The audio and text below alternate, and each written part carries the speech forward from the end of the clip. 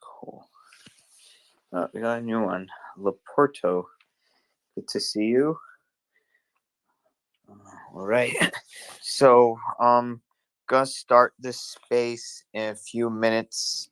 I'm just waiting for more people to come in and get settled.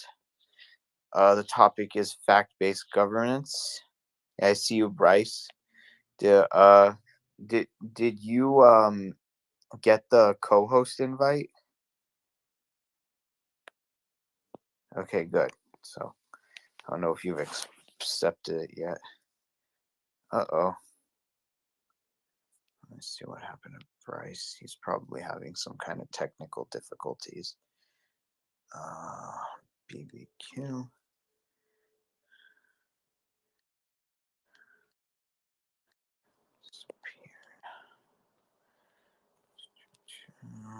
Right. Just wait until everybody. Oh, okay. I'm gonna let you up. Porto.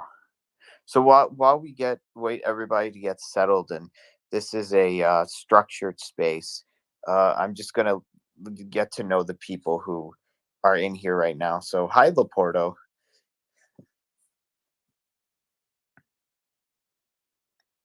Laporto, can you hear me?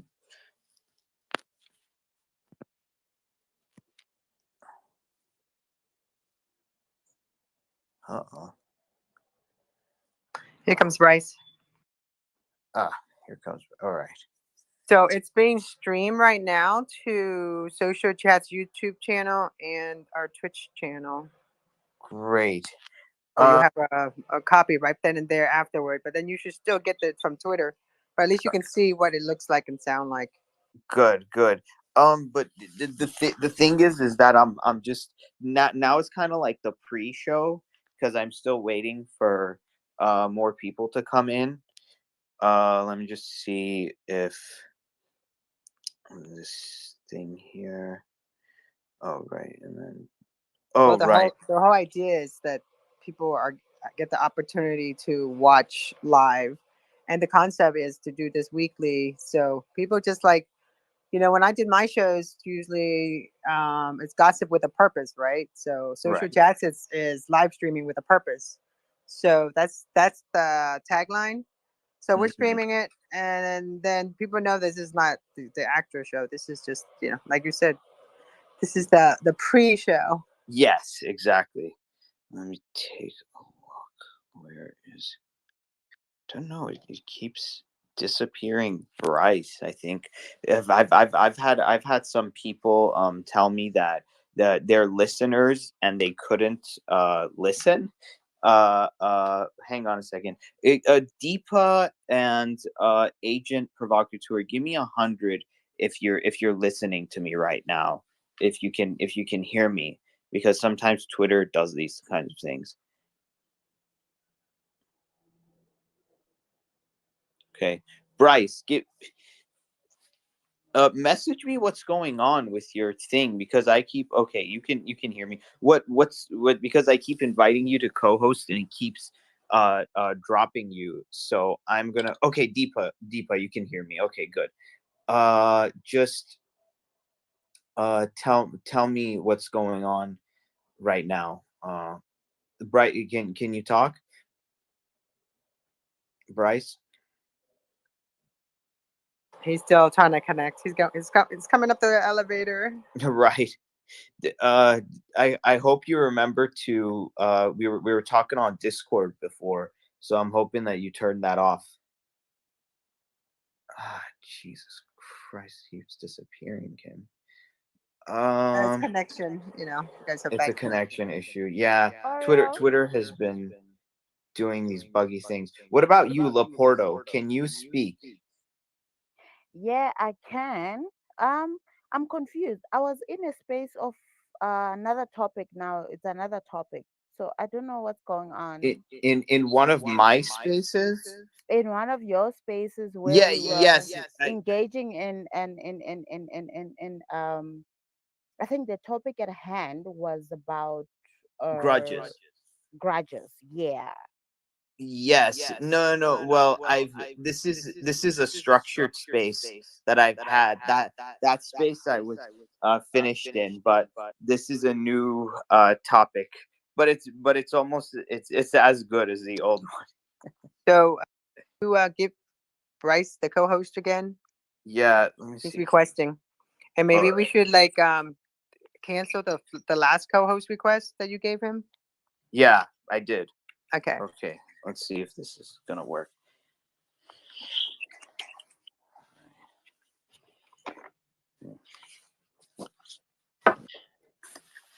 All right.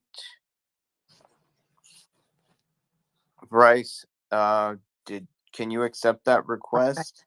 Is One it second. working? Okay. Okay.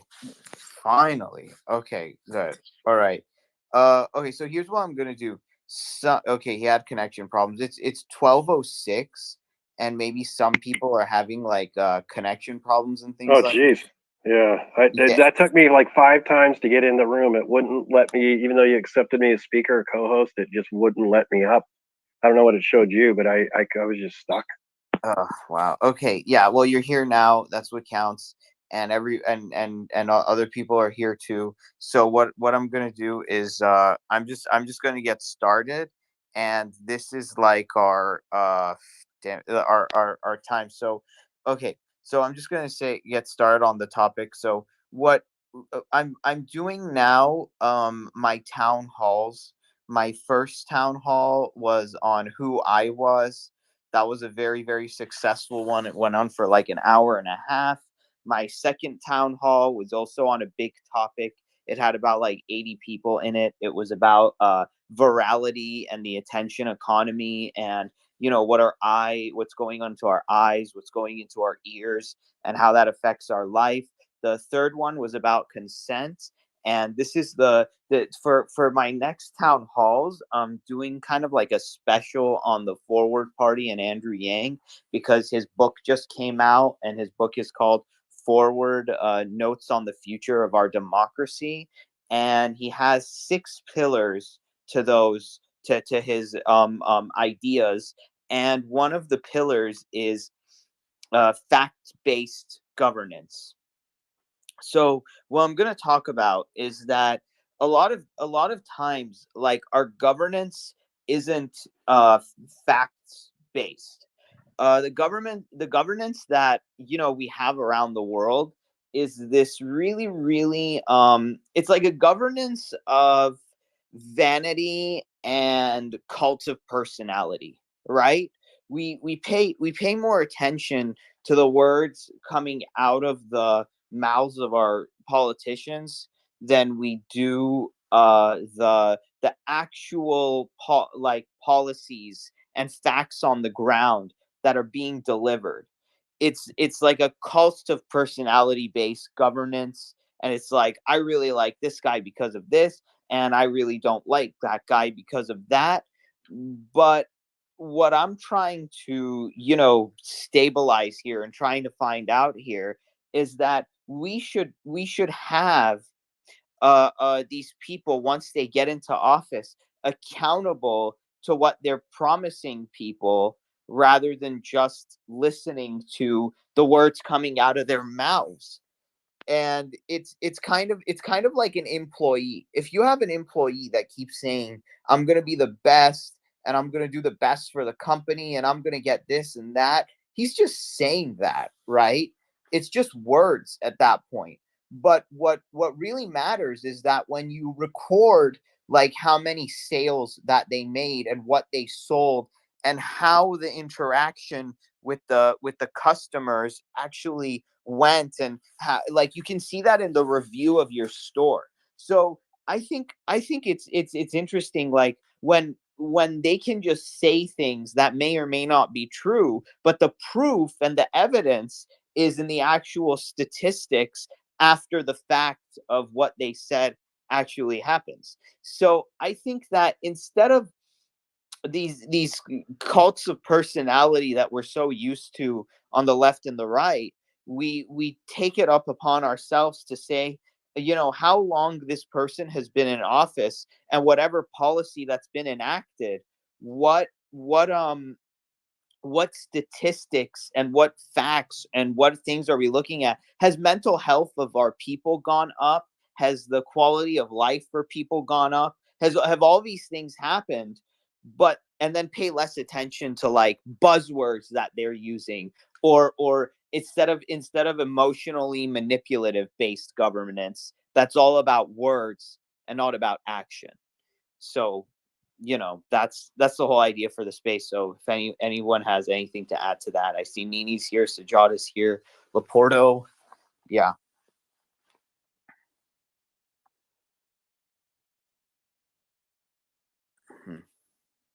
Maybe and Bryce, do you have anything to add?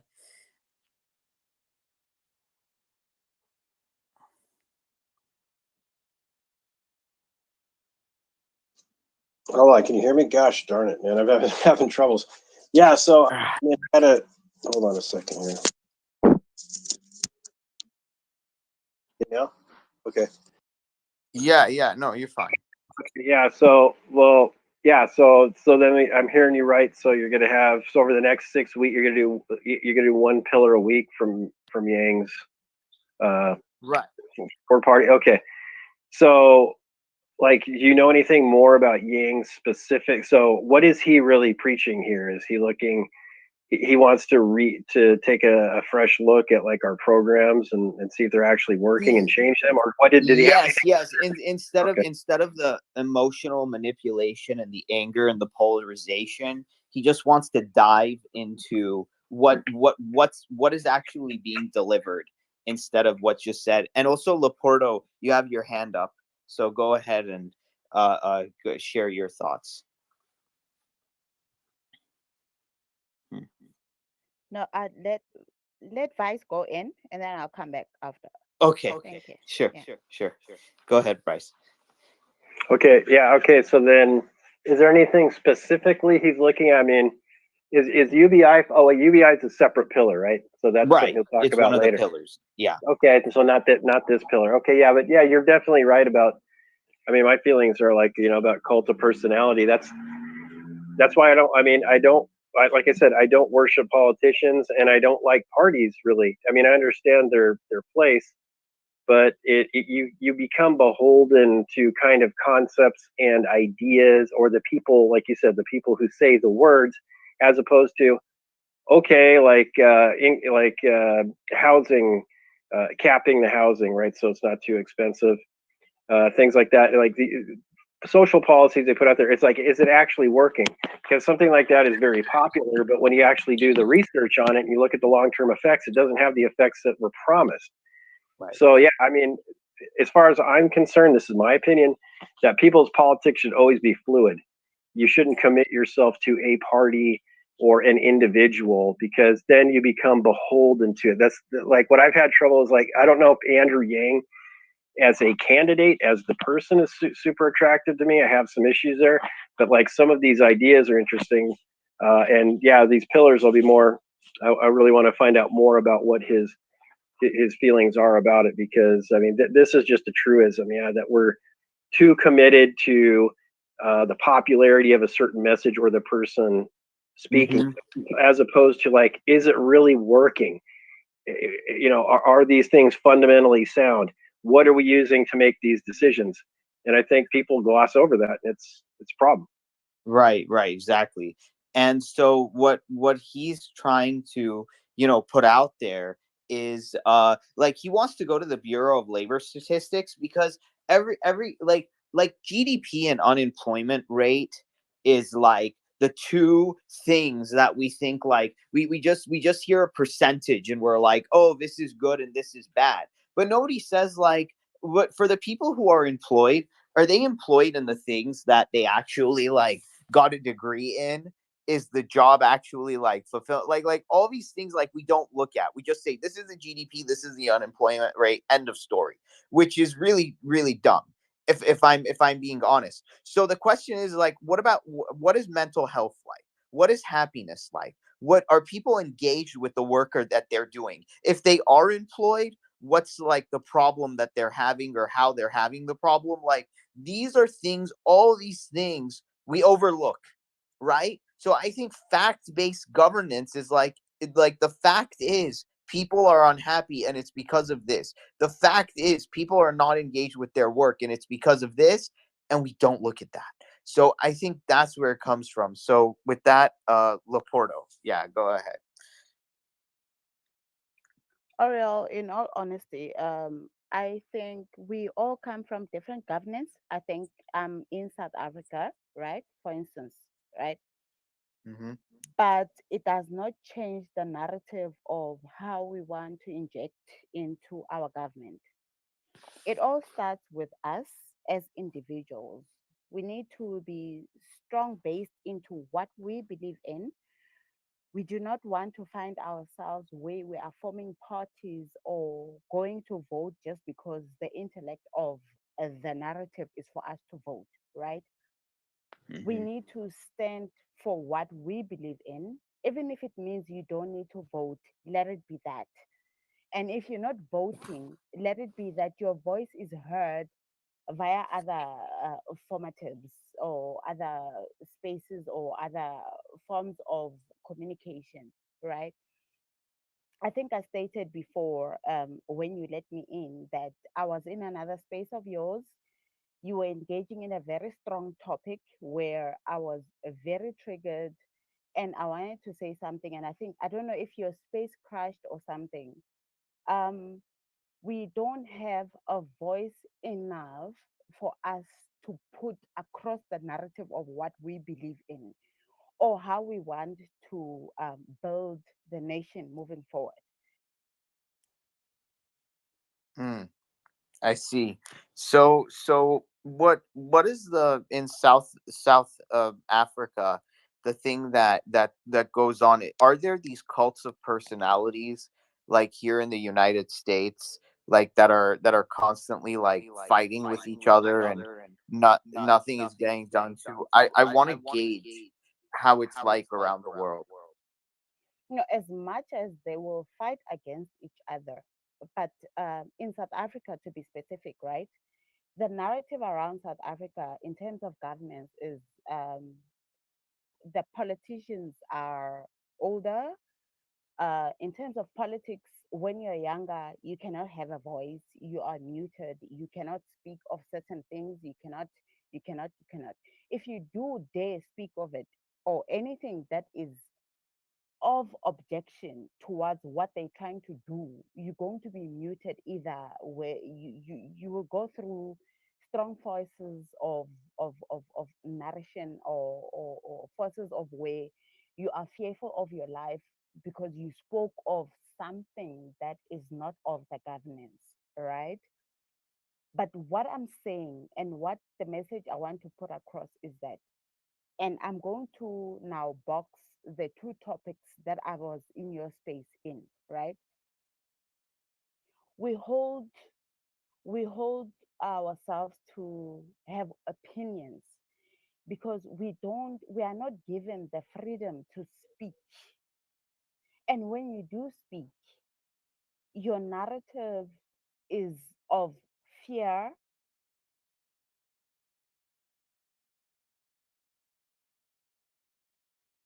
Okay.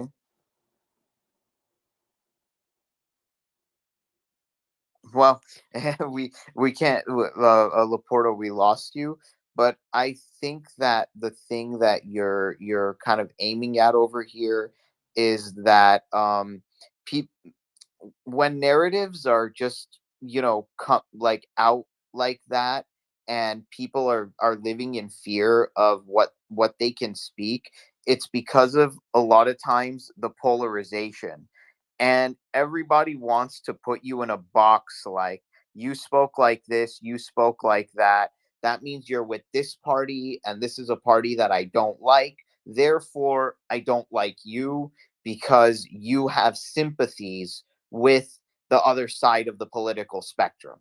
And none of that has like that's not a good kind of thing for our governance to come from, because when our governance comes from tribalization and party politics, it's just based on feelings, right?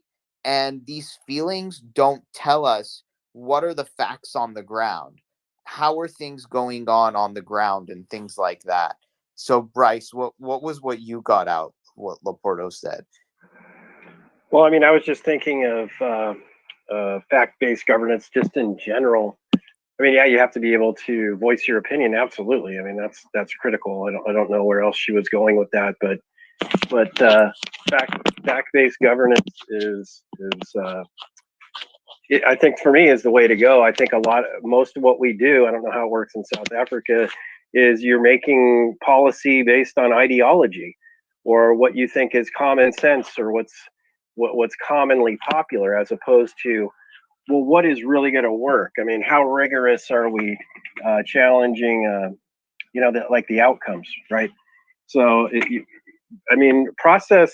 See, I always struggle with this one too. It's like, is the process more important than the outcome? That's a very it's a good philosophical question.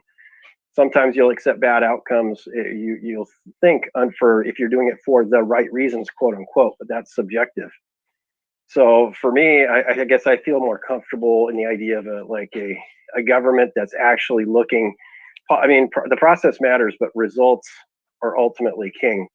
I think in public policy, you need to do what's in the best good, what's getting the best outcomes for the people, and then screw the demagoguery and Yes. and we're going to do it because this is what we should do as a society, because that's all subjective. That's religious speak.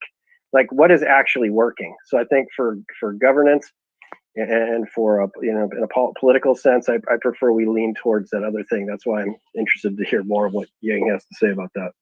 Right, exactly. Because with him, it's not about the demagoguery. The demagoguery is garbage. It's about what worked. Like, we tried this, and these are the results that we got. And it's like the before and after, right? Before this person was like angry, maybe depressed, or something happened, and now after, they're much happier, they're much healthier, they like the relationships they have, they like the people that they're with, and this is what led to this person being a happier person, being a healthier person, being a more integrated person with their community, with their friends, and all of that. That's what counts. When we get lost is when we just say these people are bad or those people are bad and shame on them. And my last space was about grudges. We're Democrats and we're just holding a grudge against Republicans. We're Republicans, we're just holding a grudge against Democrats. So screw whatever they want, and we'll just we'll just cross our arms, stare at each other in a bad way, and get nothing done. That's not fact-based governance. That's a governance based on, what's the word that I'm looking for? No, not regret. It's a stubborn form of governance. It's the governance of grudges, basically. Yeah, but it's a war of the ideology, right? And it's Right. like, okay, fuck your ideology if it's not working, Right.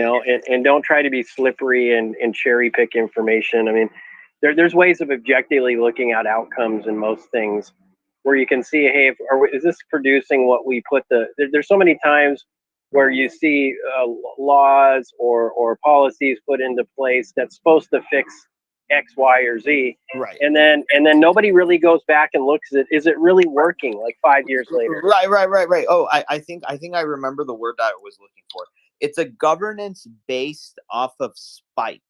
It's a spite based governance, and that's never gonna work, right? So it was funny. I was watching something about on the House Financial Services Committee about algorithms that are programmed to have certain biases because they were coded by people with biases, right? So the biases in these algorithms are basically like, are you going to get a loan or are you not going to get a loan? Are you going to get a job or are you not going to get a job? Are you going to get a house or are you not going to get a house? And these decisions have like such big impacts on the rest of your life, whether you're going to get a loan, a house, or a job. These are life changing things to happen to people, whether the answer is yes or no. And what does this have to do with being a Democrat or a Republican? Is if these algorithms are biased towards like people of color or people who have autism or people who have a disability, if these algorithms are biased, it's not like some ideology and some big speech that we have to make to fix this problem. It's the fact-based governance of like how are we gonna look into this as human beings and make these biases go away, instead of just saying I'm a Republican, so I'm for the biases in these algorithms, and I'm a Democrat and I'm not for the biases in these algorithms, and let's just have a stalemate on that while people are suffering and nothing is getting done. Instead of the fact-based governance is to just look at the problem without a bias and see if you can solve it, right? So Yeah, any absolutely. Yeah, absolutely. But as you can see, I mean, there's just so many examples. We won't go into all of them right now, but there's so many examples of, well, facts on the ground say this, but no, we're not going to do that because of things, you know, like this is the right thing. We're going to do this because this is the right quote unquote thing to do. And, I mean, you can even talk about things like affirmative action and stuff, and as to what is the outcome there, what is the factual outcome there, and is it really serving its purpose now like it did back in the 1960s? But you could never have a. It's hard to have an honest conversation about that and look at outcomes because people are so emotionally tied to, in this particular case, the race question, right? that right, that they're going to say no, we can't do that. That's racist if you look at those out, or I don't care what those outcomes say because of what's happened in the past. We have to make up for it. You see what I'm saying? It starts bleeding into ideology of like how do we make up for past sins and things like that, and that's where the politics come into it. right. uh with that being said, Nini, or anybody, have you ever like been part of a thing where you think you're giving your application or resume and it's just being given to like an algorithm, and then no one's really addressing like the facts that it's, how can I say that you're like these algorithms are like messing up maybe people who are applying, but you're never going to know that, and then it's never addressed. Oh, let me see. With that being said, I think so I think Laporto, you dropped off or something. Maybe you were having a connection problem, but you're back with us. I'm happy to see that you're back. Yeah. Anything to add? Ariel, what is our algorithm? I feel like we should not leave it all to the government for them to decide what it is that we want to code into what channel or format that we want this to run. I think if we can all stand forward and stand forth for what we believe in, right? We can find a format where we can make everything work within the regions. I mean, now we are connecting in a space, you're in a different country, but we are speaking of the same issues where it's the government that is not delivering according to par, right? And as far as if we can look back into when we spoke of the previous space is we you're going to state that my lack of education to the degree I wanted it to be was because of the government, for instance, right? You're going to hold a grudge against the government. And then anything that is done by the government, you're not going to look at it in a positive format. You're going to look at it as though now the government is failing me, this and that. But us as a unity, like now you're holding a space where we can find consensus to maybe form something where we can all move forward and state that now the universe is stating that this is a problem within us. What is it that we can reach a consensus in the spaces that we hold every day, where we have issues that we're not happy with, whether be it with the government, whether be it with individuals, whether be it with whatever. I think we need to find a consensus and move forward with it, because going back and forth and deciding that we have issues and deciding that we can see where everything is going wrong and everything, if we're not showing some form of activity or activist, we're just going to speak and it's going to end here. And then tomorrow we are speaking of the same topic and there's no moving forward. Oh my goodness, this is so good. This is actually what Andrew Yang was kind of talking about. He was talking about the kind of thing, either we're stagnating, or we're, instead, even worse than moving forward, we're moving backward. Even the things that Backward. we used to agree on, we don't agree on anymore, and then things just keep getting worse and worse from there. So I definitely agree. And for the algorithms, it's not the government using these algorithms, it's the companies.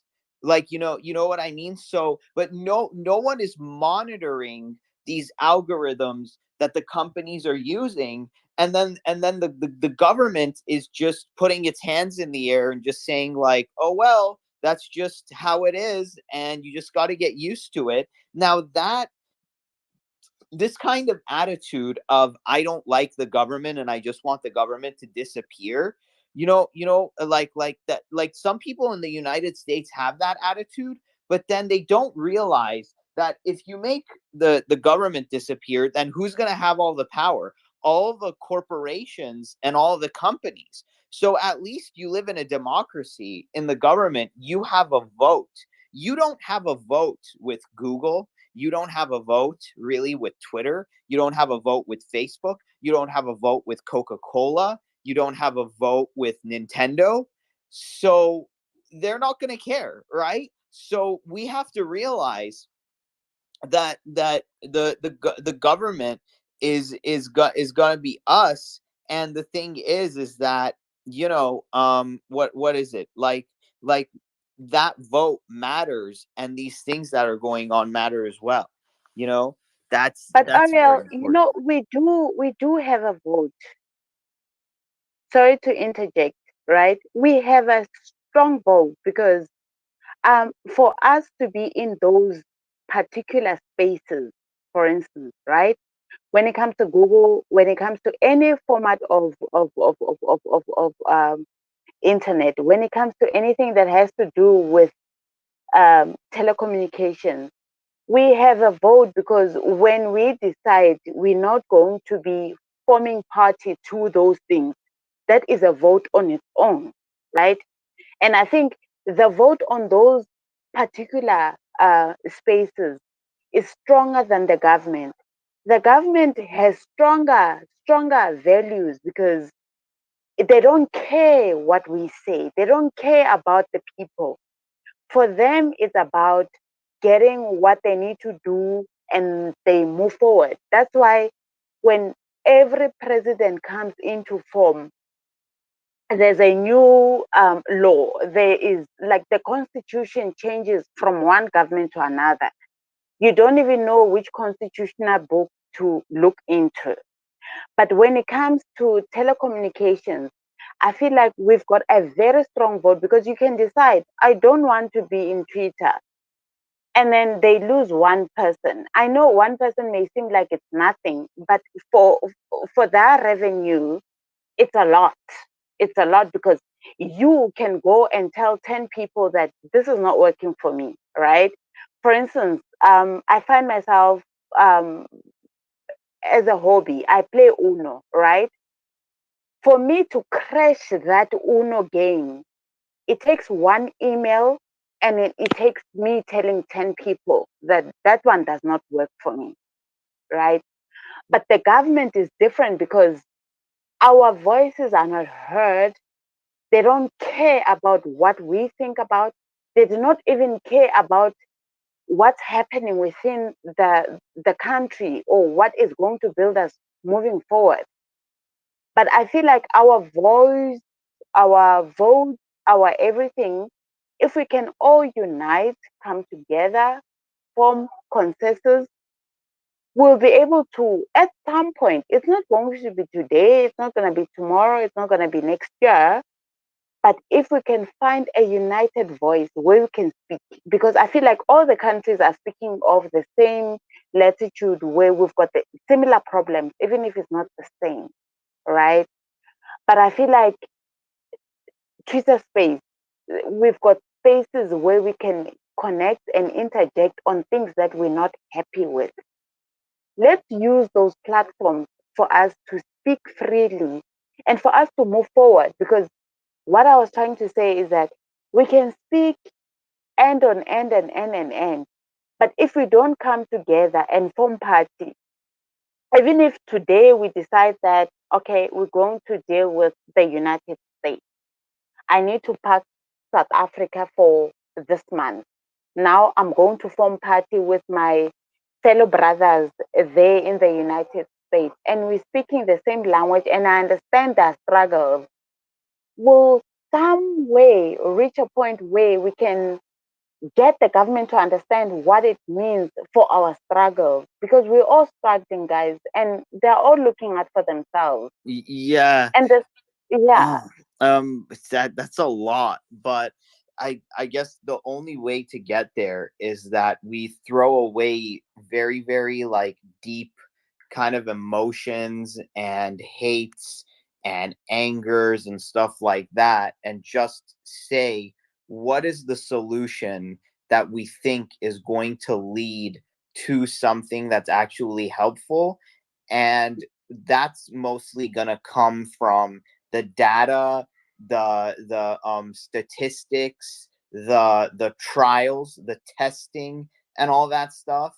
And it's not gonna come from this this governance of like emotional outbursts and stuff like that. These cults of personalities and these emotional outbursts are very, very destructive to our overall governance.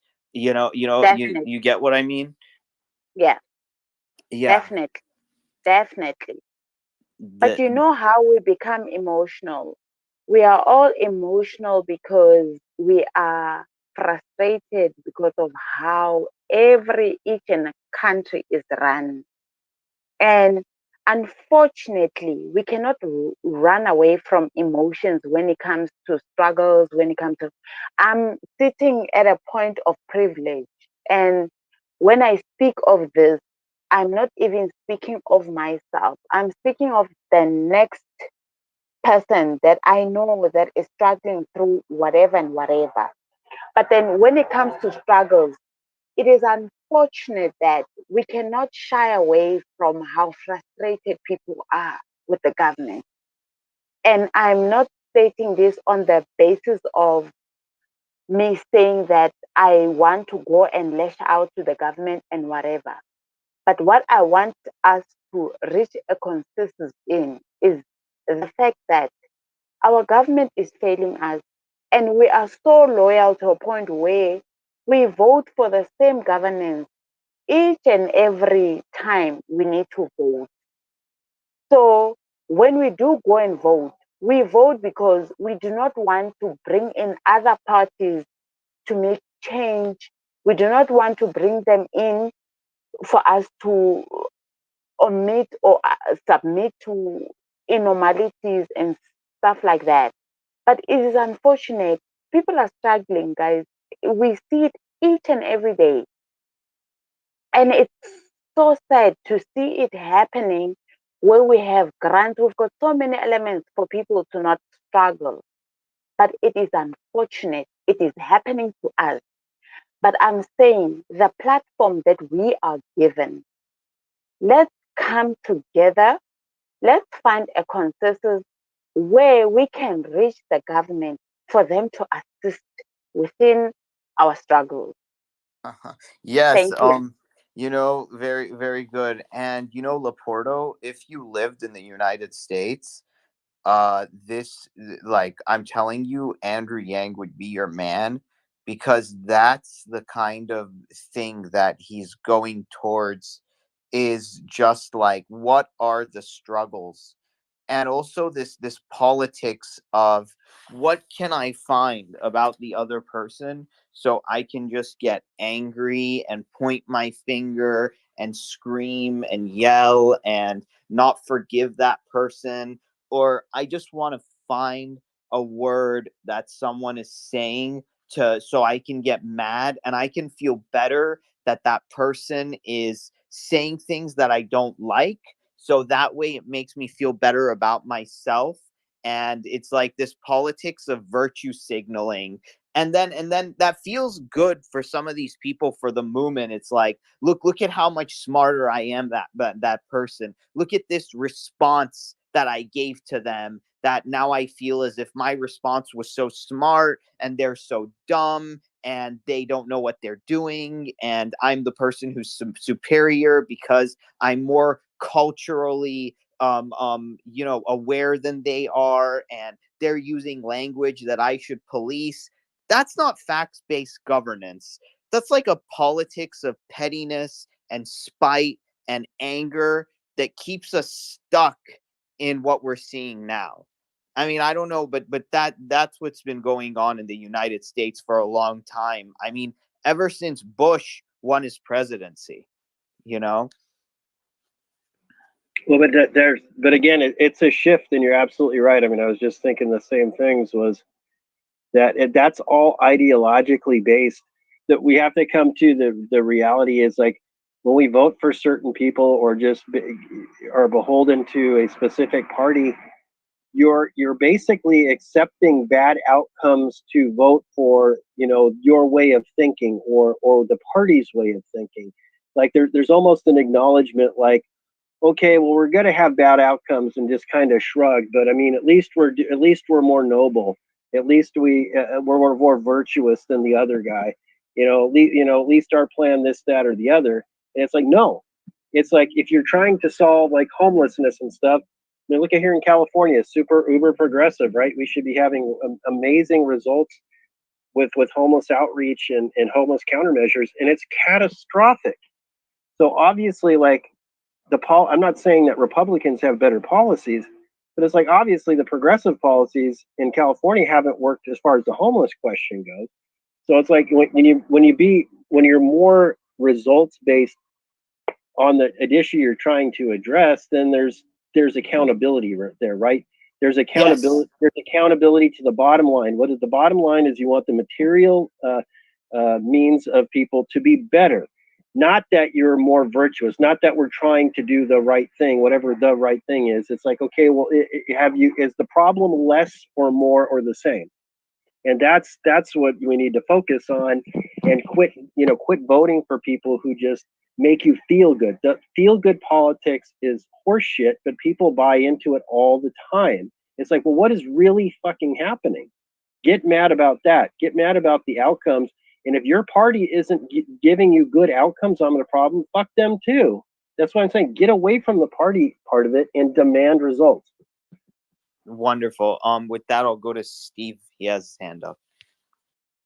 Hi, thanks. So even if we can get past the petty politics, the devil making and name calling and the rhetoric, I think it's still going to come down to about half people are um,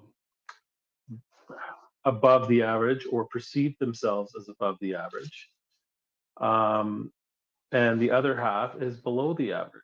So the progressive thing to do is to make things more fair and equitable to everyone. But there's still going to be a significant population, which translates into votes, which see it as, if things are more equal, then that means it's taking away from me. There's that selfish feeling in there. How do you get past that? Because I think that's the whole linchpin of the whole thing. Yeah. Well, I mean, my response would be, well, what are the outcomes? Right? I mean, if you really care about the outcomes, I mean, I don't know. You made a good point. Is how do you? But how do you extract selfishness from the human condition? Because that's not party specific. I could give you, when you talk about the progressive mindset, I would say again in progressive California. I mean, there's a number of stories, but reading one recently from San Francisco, how the people in the Bay Area wanted to allocate all this money into this new homeless shelter, and then so as far as a ideology goes, they're right in line. They're, oh boy, we're giving more money, we're going to build this thing that's great. And then when the planning commission actually had to put it in a neighborhood, these same people did not want it in their neighborhood because they thought it would affect their property values and they didn't want that element. So there's a lot of posturing going on. So until we get into a position where you as an individual say, okay, I'm progressive, I'm conservative, whatever, I care about results, until you put results ahead of, what we're trying to do, make things more equitable, whatever, it's just, you just got to demand results. And I mean, but I think you're right. It's going to be a hard call because self-interest is always going to bleed in there. I don't care what your political affiliation is. Right. And with that, I'll go to Laporto.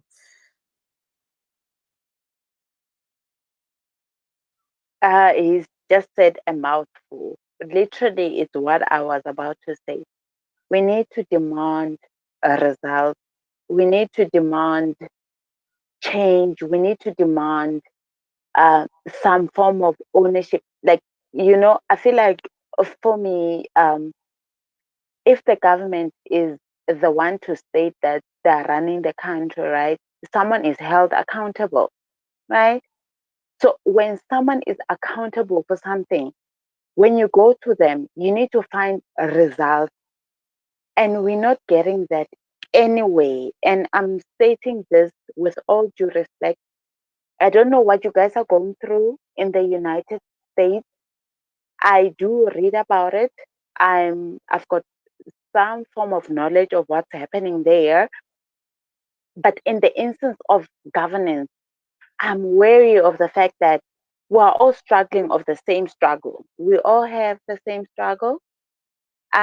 Maybe I may come across as an angry person, or maybe I'm not wary of what it is that it means for me to speak out about whatever is happening within. But in all honesty, guys, if we don't come together, the government will continue to do what they're doing without us not even flinching. We just need to find some form of narrative where we can come together. And I feel like, for me personally, if the narrative is coming from different countries, where is someone that has traveled within the country and they were exposed to something that they don't understand, and they can have a voice and speak out and say that this happened to me and this and this and that. But I feel like we are cushioning our government to a point where it's okay for them to do certain things a certain way. Thank you. So what I want to say is that, in you don't know what's happening in the United States, but in the United States there's something called, I don't know, let me just ask, how many parties does South Africa have? How many political parties? I think we have to be corrected. If not 11, maybe 10. I Okay. stand to be corrected. Yeah. You have more than two.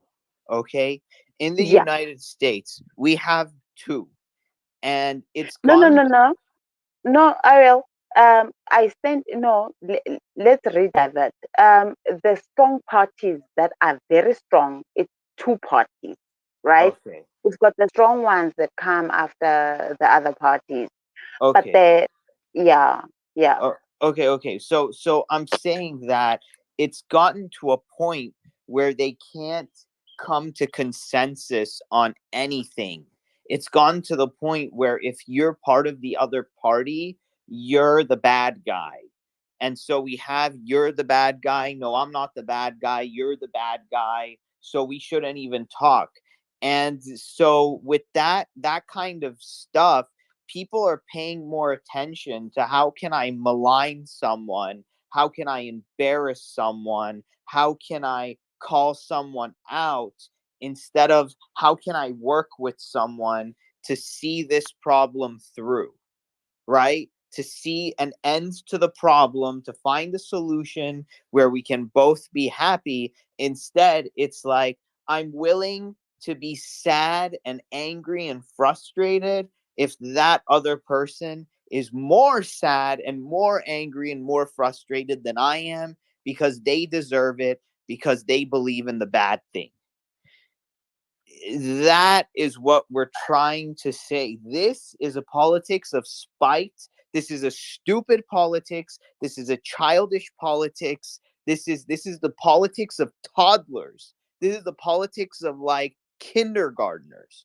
We need a more mature politics that goes to results and facts and statistics and what has changed and how has it changed. Show me the evidence, show me the proof, show me the results, but don't try to just manipulate my emotions to make me angry at someone, because that's lazy, that's manipulative, and that just shows you're not willing to do the work as a leader, as a politician. So you rather be pointing fingers and distracting from your incompetence. You know what I mean? I This get is you, why this is Ariel. important. I get you. I get you fully and well. Ne? I need to ask you a question, right? Sure. Your, your governance, how would you want it to look? Let's say, ne, for argument's sake, you were the president right now. I don't know your age, I don't know your background, but I want to understand from your point of view how you would like the governance to be intact. Okay. So we first of all, we have something called an American scorecard, where we just don't measure the GDP and the unemployment rate. We actually do surveys on rates of happiness, depression, stress, and engagement with work, like that. We measure the country's happiness, and we measure the things, and the schooling is a big one. I would say, like, you spend so many years in school to not even know what a business is, what finances are, to know like how marketing is, how customers are, like none of this stuff gets studied in school. And then when we go out into the world, we're completely confused and dumbfounded of like, I want to start a business. Who do I talk to? Where do I start? How do I get the money? Who is there? How does it work? Why does it work like this? This is not Democrat Republican. This has nothing to do with that. This is just common sense. This is just, I want to create something. I want to know something. How does that work? And we don't have that in our schools. So I would work on that. I would work on the schools concentrating on how to integrate people better into the society if they're creatives or if they have an idea. And then I would work on how stressed are people, how happy are people, how depressed are people. And we can measure all of that using the facts of the thing, like what these are the results that we got. And this is, we see that when we implemented these programs, people got mentally healthier, poverty went down, something like this. Not a kind of governance just based on like, oh, I'm angry and he's angry, and let me just find words to say that'll just make people mad and make people angrier, and just nothing's going to get accomplished. you know that's what I would do. Yeah, I'd like to see, like, when policies are put out there, that there's some sort of review, like after 1 year, 6 months, 1 year, 2 years, to see if the efficacy of the policy is intact, right? If is it actually doing anything for us? And and if it isn't, if it doesn't show some results, then it goes back to the drawing board to get reimagined or changed or something after a period of time, to force the legislatures to keep on top of what they're putting out there as countermeasures to make sure that results are being adhered to, and it's not just some ideological bullshit that's going to go on for 10, 20, 30 years. And it's like, well, we need to do this because it's the right thing to do, even though it's not really doing what it was originally constructed for. That there's got to be some accountability in policy that it needs to be reviewed. And then what I would go ahead. Just like there has to be accountability in a business structure, right, where it's not just like, oh, people feel good, so who cares about our financial sheet? Right. You do. A business will not say, even if they think it's the right thing to do, quote unquote, you will be out of business if it's not also profitable. So, I mean, right. I guess we have to look at that same model. I mean, I don't know everybody's ideas about things in the room, but maybe you hate capitalism or whatever, but it's still that outcome model still needs to apply. We just don't live in a world where you can just say, well, yeah, maybe this doesn't work, but it's the right thing to do. It makes us feel good. Societally, it sends the right signals and the right cues. It's like, no, motherfucker, is it working or not? It's like, it has to come down to that. I mean, I'm all for feel good solutions, but they have to couple with results. Yeah, I agree. That's it. It's results. That's the bottom line, I think, of this fact-based governance model.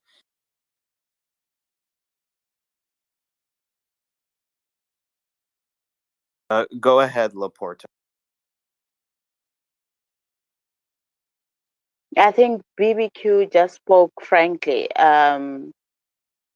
He's correct in stating that what are the results? I think, Ariel, you've got so much power. For instance, if I can choose in between spaces and your topic at hand is one that I go into, you need to know that your power vested in you is bigger than what you can imagine, right?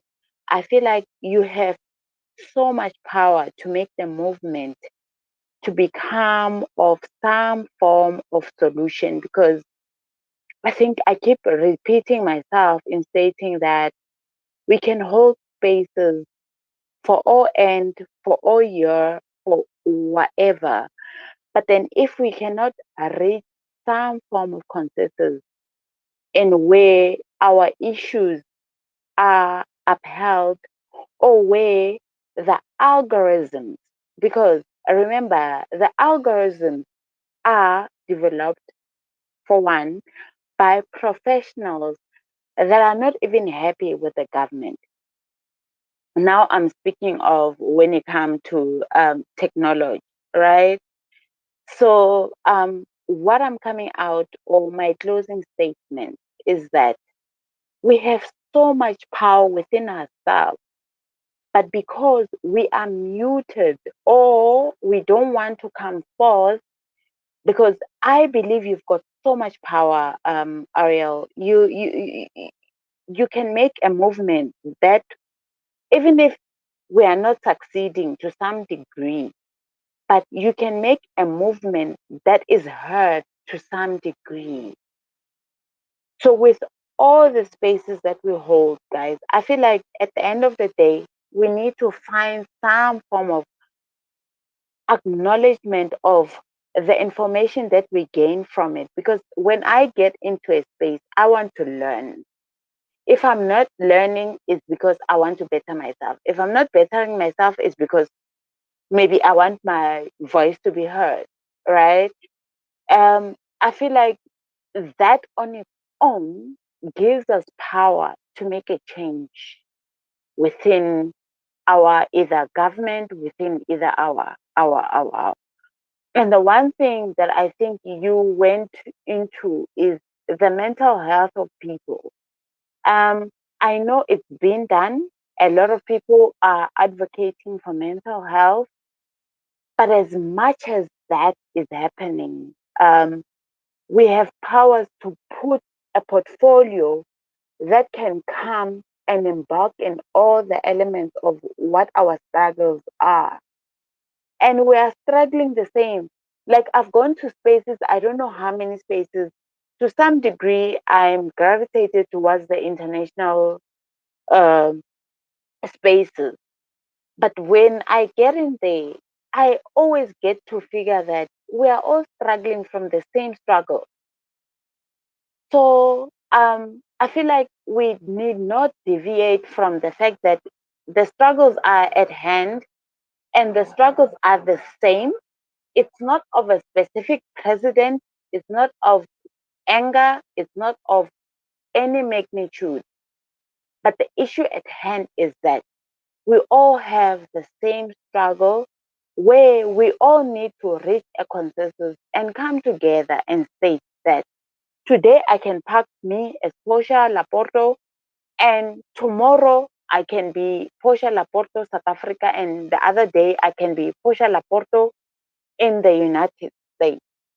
Because we all struggling and our struggles needs to go beyond us ourselves immediate. Because I, as a businesswoman, my struggles will not be of the same of the next person that is struggling from finding bread or dinner or whatever the case is.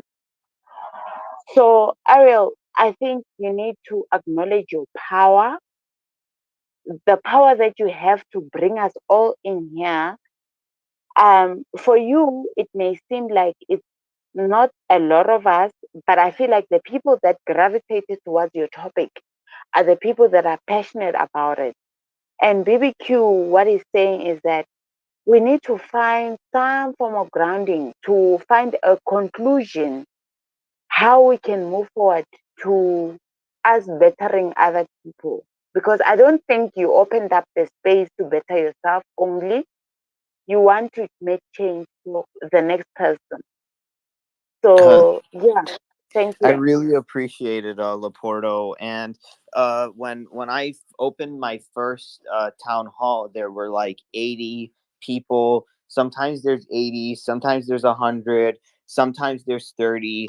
It doesn't matter as long as somebody came out feeling as though like this. I'm gonna stick with what Ariel has going on, these town halls, because it's a place that I can see that change, that I can meet other people, that I can, do like understand what's going on. And I don't have to hate another person for having another opinion. I have to try to understand them for having another opinion.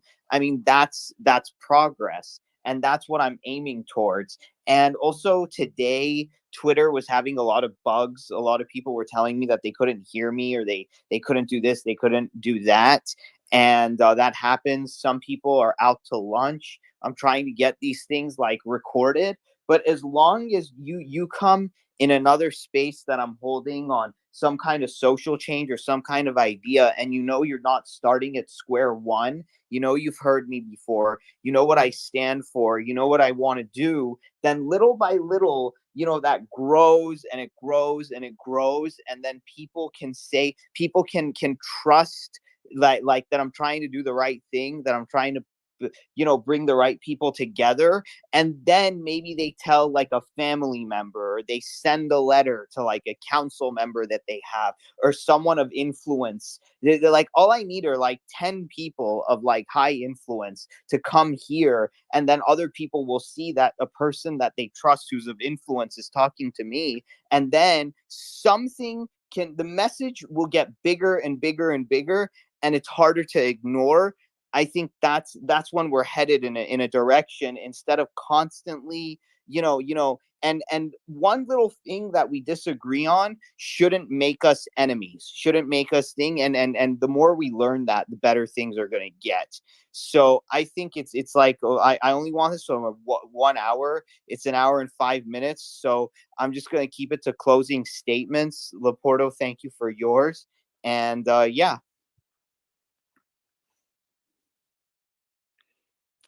So, see, Bryce, do you have anything for closing? No, I mean, I think I'll be interested to hear the other pillars of Yang's, but a bit more specifically what he's trying to accomplish. But just in a very basic sense, this idea of fact-based governance, I think it's something that's superior. I think we need to rethink it. And as people, I mean, we have the responsibility to kind of demand this stuff. I know it sounds like a cliche, it has to start with us, but it really does. I think the electorate is just indifferent.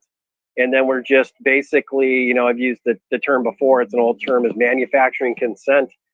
And that's exactly what our politicians and the media people do. I mean, they basically give us something to believe in.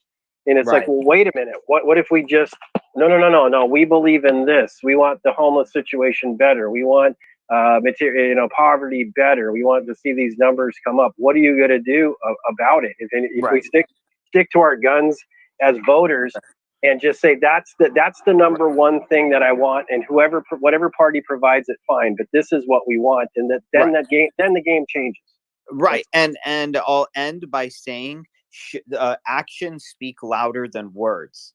And a lot of the governance that we have, they're very loud, they're very rambunctious. You see rallies, you see signs. I'm so sick and tired of the rallies and the signs. Get your rallies and signs, shove them up your ass. I don't mean to be too crude, but do that. Show me a plan. I'm tired of your rallies. I'm tired of your signs. I'm tired of all of that. Like show me something where you're actually maybe going into the community and handing out help, or show me some solid helpful thing that is being done. And I don't want to see any more rallies, and I don't want to see any signs. I don't care for the words. Show me the money. Show me the action. That's it. And we're done. If you don't show me the action and you think you can just win me over and seduce me with signs and rallies and buzzwords, you're a failure. And I'm sick of it. That's it. And I think that's a perfect place to end on. And thank you so much for showing up, Nini, Steve, Justin, Delphina, Udi, and I'm going to upload this to the site when it's done, and to my Anchor account. Okay. Thank you. Good night, everybody. Thanks, Ariel. I think you're doing a great job increasing the visibility